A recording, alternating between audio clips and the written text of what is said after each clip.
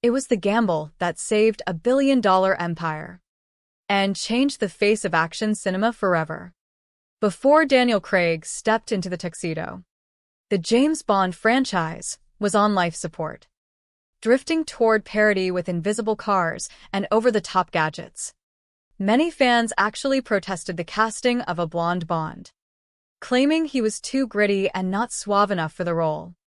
But then came Casino Royale, a masterpiece that didn't just relaunch the character, but completely reinvented what a modern hero could be. Now, decades later, critics and fans are looking back at how this one film became the gold standard for every blockbuster that followed. The brilliance of the film started with the decision to strip Bond of his invincibility. For the first time, we saw a 007 who bled, who made mistakes, and who actually fell in love. The legendary parkour chase in the opening scene set the tone for a movie that was raw, physical, and dangerously real. Daniel Craig brought a cold and calculating edge to the role that made him feel like a professional assassin rather than just a playboy spy. The high-stakes poker game in Montenegro became one of the most tense sequences in movie history, proving that you don't need a massive explosion to keep an audience on the edge of their seats. But beyond the action, it was the emotional weight that made the movie a classic.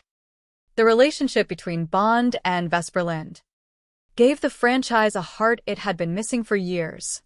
Her betrayal and tragic end provided the perfect origin story, explaining exactly why the Bond we know is so guarded and detached. It was a bold move that paid off, turning a dated spy series into a gritty cinematic masterpiece. Before we discuss who should be the next person to take over the mantle, I want to hear from you. Do you think Daniel Craig is the greatest Bond of all time, or does Sean Connery still hold the crown? Drop a comment right now and tell me which 007 film is your absolute favorite. The success of the film influenced everything from the Bourne series to the Dark Knight trilogy, proving that audiences were hungry for more grounded and realistic storytelling. Even today, as the hunt for a new James Bond continues, every candidate is being measured against the high bar that Daniel Craig set in his debut. So, do you think the next Bond should continue this gritty style, or is it time for the franchise to go back to being fun and lighthearted? Let me know in the comments who you want to see as the next 007.